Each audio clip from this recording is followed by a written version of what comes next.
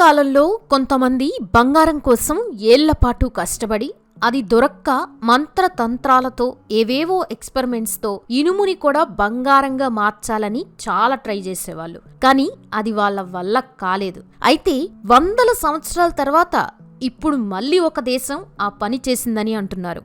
ఆ దేశం మరేదో కాదు, ఏ వస్తువుకైనా డూప్లికేట్ తయారు చేయగల చైనా. అవును, మీరు విన్నది నిజమే అంటున్నాయి చైనా లోకల్ వర్గాలు. ఫోన్లు, వెహికల్స్ దగ్గర నుండి ప్రతి విషయంలోనూ ఎంతో అడ్వాన్స్ టెక్నాలజీ ఉన్న చైనా సింథటిక్ గోల్డ్ అనే పేరుతో కృత్రిమంగా బంగారాన్ని తయారు చేసిందని ఒక న్యూస్ ఇప్పుడు సోషల్ మీడియా అంతటా వ్యాపించగా, చైనా ఆ బంగారంతో ఏం చేయబోతుందా అనేది ఇక్కడ ఒక పెద్ద ప్రశ్నగా మారింది. అయితే చైనా నిజంగానే బంగారాన్ని తయారు చేసిందా? 3D హార్డ్ గోల్డ్ టెక్నాలజీ అంటే ఏంటి? ఈ బంగారంతో చైనా ఏం చేయబోతోంది అనే విషయాలని ఈ వీడియోలో తెలుసుకోబోతున్నాం. సో ఎక్కడ స్కిప్ చేయకుండా చివరి వరకు చూడండి. గత కొన్ని రోజులుగా చైనాలో 3D హార్డ్ గోల్డ్ టెక్నాలజీ అని, చైనా కృత్రిమంగా బంగారాన్ని తయారు చేసిందని ఒక న్యూస్ వైరల్ గా మారింది. దీని గురించి తెలుసుకోవాలంటే మనం ముందు బంగారం గురించి కొన్ని విషయాలు తెలుసుకోవాలి. ప్రపంచంలోని ప్రతి వస్తువు అణువులతో తయారవుతుంది. ఆ అణువు మధ్యలోని సెంటర్లో ప్రోటాన్లుంటాయి. ఒక లోహం ఏ రకానికి చెందినదో నిర్ణయించేది ఈ ప్రోటాన్ల సంఖ్యే. ఫర్ ఎగ్జాంపుల్, బంగారంలో 79 ప్రోటాన్లుంటాయి. అలాగే మనకు నిత్యం కనిపించే పాదరసంలో 80 ప్రోటాన్లు, సీసంలో 82 మరియు ప్లాటినంలో 78 ప్రోటాన్లుంటాయి. ఇప్పుడు మీకు ఇంట్రెస్టింగ్ విషయం చెప్పనా? సైన్స్ ప్రకారం పాదరసం నుంచి కేవలం ఒకే ఒక్క ప్రోటాన్ని బయటకి తీయగలిగితే అది ఆటోమేటిక్ గా బంగారంగా మారిపోతుంది. అవును, నిజమే, అలా చేయొచ్చు. కానీ ఇది వినడానికి చాలా సులభంగా అనిపిస్తుంది, బట్ చేయడం చాలా కష్టం. ఎందుకంటే అణువు కేంద్రం చాలా బలంగా ఉంటది. అందులో నుంచి ప్రోటాన్ని తీయడం లేదా కలపడం అనేది మామూలు విషయం కాదు. దీనిని సైన్స్ భాషలో న్యూక్లియర్ ట్రాన్స్మ్యూటేషన్ అంటారన్నమాట. ఈ ప్రక్రియ కోసం భారీ పార్టికల్ యాక్సిలరేటర్లు లేదా న్యూక్లియర్ రియాక్టర్లు అవసరమవుతాయి. వీటిలో న్యూట్రాన్లని అతివేగంగా పాదరసం లేదా సీసం అణువులపై ఢీకొట్టేస్తారు. ఆ దెబ్బకి సెంటర్లో ఉండే ప్రోటాన్లు విడిపోతాయి. శాస్త్రవేత్తలు ప్రయోగశాలలో ఈ ప్రక్రియ ద్వారా బంగారాన్ని తయారు చేసి చూపించారు కూడా. కానీ ఇక్కడ ఒక పెద్ద సమస్య ఉంది. వ్యాపారంగా ఇది పూర్తిగా నష్టదాయకమైన పని. ఫర్ ఎగ్జాంపుల్, 1 గ్రామ్ బంగారం విలువ సుమారు 7,000 రూపాయలు అనుకుంటే, అదే 1 గ్రామ్ బంగారాన్ని రియాక్టర్లో తయారు చేయడానికి అయ్యే విద్యుత్ మరియు టెక్నాలజీ ఖర్చు కొన్ని కోట్ల రూపాయలు అవుతుంది. 7,000 కోసం 7 కోట్లు ఖర్చు పెట్టడం అనేది తెలివైన పని కాదు కదా. అందుకే ఇది కేవలం సైన్స్ ప్రయోగంగానే మిగిలిపోయింది. ఇక ఇక్కడ మరో ముఖ్యమైన విషయం ఏంటంటే, ఇలా కృత్రిమంగా తయారైన బంగారం అస్థిరంగా ఉంటుంది. అంటే అది రేడియేషన్ని విడుదల చేస్తుంది. దానివల్ల దీనిని మనం మెడలో వేసుకుంటే క్యాన్సర్ వంటి భయంకరమైన రోగాలు కూడా వచ్చే ప్రమాదం ఉంది. 1980లో నోబెల్ బహుమతి పొందిన గ్లెన్ సీబోర్డ్ అనే శాస్త్రవేత్త బిస్మత్ అనే లోహం నుంచి కొన్ని వేల బంగారు అణువుల్ని తయారు చేశారు.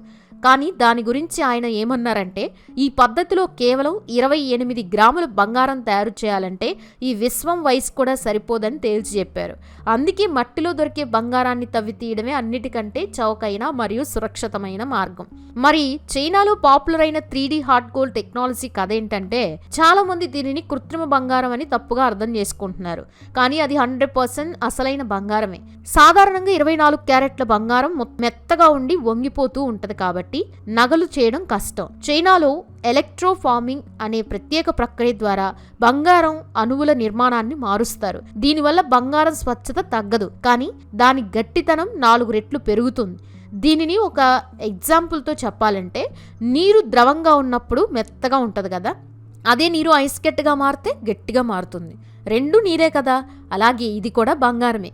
ఈ టెక్నాలజీ వల్ల నగలు తక్కువ బరువు ఉన్నా పెద్దగా కనిపిస్తాయి మరియు గట్టిగా ఉంటాయి. పేరులో హార్డ్ గోల్డ్ అని ఉండడం వల్ల ఇది ల్యాబ్ మేడ్ అని జనాలు పొరబడ్డారు తప్ప అది పూర్తి స్వచ్ఛమైన బంగారమే. సరే, మరి భూమిలో దొరికే బంగారం మన వరకు ఎలా చేరుతుంది అంటే, బంగారం ప్రయాణం మైనింగ్ గనుల వద్ద మొదలవుతుంది. ఇది మనకి నేరుగా బిస్కెట్ల రూపంలో దొరకదు. భూమి లోపల రాళ్లతో లేదా నదీ తీరాల్లో ఇసుక రేణువులతో కలిసిపోయి ఉంటది. భారీ యంత్రాలతో టన్నుల కొద్ది మట్టిని, రాళ్ళని బయటికి తీస్తారు.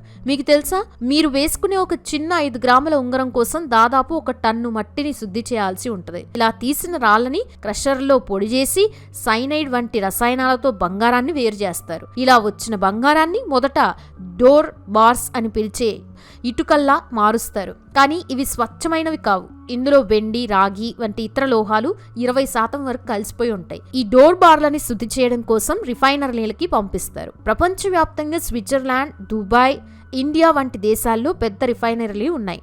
ఇక్కడ బంగారాన్ని మళ్లీ కరిగించి క్లిష్టమైన ప్రక్రియల ద్వారా 99% స్వచ్ఛమైన బంగారంగా మారుస్తారు. దీనిని మనం 24 క్యారెట్ల బంగారం అంటారు.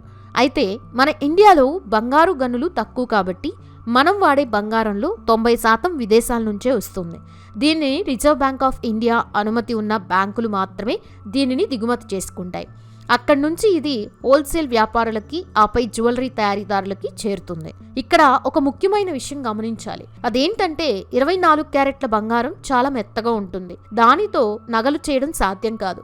అందుకే అందులో కొంత రాగి లేదా వెండిని కలిపి 22 క్యారెట్లుగా మారుస్తారు. దీనిని మనం 916 బంగారం అంటాం. బంగారు పని చేసే వాళ్ళు దీనిని కరిగించి మనకి నచ్చిన అందమైన డిజైన్లుగా మారుస్తారు. ఆ తర్వాత BIS హాల్ మార్కింగ్ కేంద్రాల్లో నాణ్యత పరీక్షలు పూర్తి చేసుకొని షోరూమ్ల ద్వారా మనకి దగ్గరికి చేరుతుంది. ఇక బంగారం విషయంలో చైనాలో జరిగిన సంచలన కుంభకోణం జరిగింది.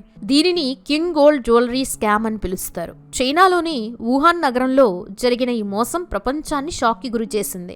కింగ్ గోల్డ్ అనే కంపెనీ చైర్మన్ జియాజీ హోంగ్, ఈయన ఒక మాజీ మిలిటరీ అధికారి కావడంతో అందరూ ఆయన్ని గుడ్డిగా నమ్మేవారు. ఈ కంపెనీ దాదాపు 83 టన్నుల బంగారు కడ్డీల్ని బ్యాంకుల్లో తాకట్టు పెట్టి సుమారు 23,000 కోట్ల రూపాయలు లోన్ తీసుకుంది. కానీ అసలు ట్విస్ట్ ఏంటంటే ఆ కడ్డీలు నిజమైన బంగారం కాదు. అవి లోపల రాగి మరియు టంగ్స్టన్ మిశ్రమంతో తయారయ్యి కేవలం పైన మాత్రమే మందపాటి బంగారు పూత పూశారు. బ్యాంకులు ఆ కడ్డీలని పైపైన చూసి నమ్మేశాయి తప్ప లోపలికి డ్రిల్ చేసి చూడలేదు. పైగా ఒక బీమా కంపెనీ ఆ బంగారానికి ఇన్సూరెన్స్ కూడా చేయడంతో బ్యాంకులు మరింత ధైర్యంగా లోన్ ఇచ్చాయి. 2020లో కంపెనీ తన బాకీని కట్టలేకపోయినప్పుడు బ్యాంకులు ఆ బంగారాన్ని అమ్మడానికి ప్రయత్నించాయి. అప్పుడు ఆ బంగారాన్ని కరిగించి చూస్తే లోపల నల్లటి రాగి బయటపడింది. ఆ 83 టన్నుల బంగారం అనేది ఒక సంవత్సరం చైనా మొత్తం నిల్వల్లో 22% సమానం. ఈ వార్త బయటికి రాగానే ఆ కంపెనీ షేర్లు సున్నా అయిపోయాయి. సోషల్ మీడియాలో చైనా కృత్రిమ బంగారం కనిపెట్టింది అని వస్తున్న పుకార్లకి అసలు మూలం ఇదే స్కామ్. అది సైన్స్ అద్భుతం కాదు, కేవలం రాగి కడ్డీలకి రంగు పూసిన పాతకాలపు మోసం మాత్రమే. చివరిగా మనం తెలుసుకోవాల్సింది ఏంటంటే సైన్స్ ద్వారా బంగారాన్ని తయారు చేయడం సాధ్యమే, కానీ అది ఆచరణాత్మకం కాదు. ప్రకృతి సిద్ధంగా దొరికే బంగారమే మనకు అన్ని విధాలా శ్రేయస్కరం. చైనా స్కామ్ వంటి ఘటనలు చూసినప్పుడు మనం ఎంత జాగ్రత్తగా ఉండాలో అర్థమవుతుంది. అలాగే టెక్నాలజీ పెరిగే కొద్దీ బంగారం తయారీలో కొత్త మార్పులు వస్తున్నాయి, కానీ దాని ప్రాథమిక విలువ మాత్రం ఎప్పటికీ తగ్గదు. మనం ఈరోజు బంగారం యొక్క సైన్స్, దాని మైనింగ్ ప్రయాణం, కుంభకోణాలు మరియు కొత్త టెక్నాలజీల గురించి ఎంతో సమాచారం తెలుసుకున్నాం. మరి ఒకవేళ మీకు ఎవరైనా తక్కువ ధరకే బంగారం ఇస్తామని చెప్తే దాన్ని నమ్మకండి. కష్టపడి సంపాదించిన డబ్బుతో కొనే బంగారం మాత్రమే ఎప్పటికీ మనకి నికరమైన ఆస్తిగా మిగులుతుంది. సో ఇది ఫ్రెండ్స్, ఈ వీడియో మీకు ఎలా అనిపించిందో కామెంట్ చేసి, వీడియో నచ్చితే లైక్ చేయండి, షేర్ చేయండి. ఇలాంటి మరెన్నో ఇంట్రెస్టింగ్ వీడియోస్ కోసం ఛానల్ని సబ్స్క్రైబ్ చేసుకోవడం మర్చిపోవద్దు. Thanks for watching.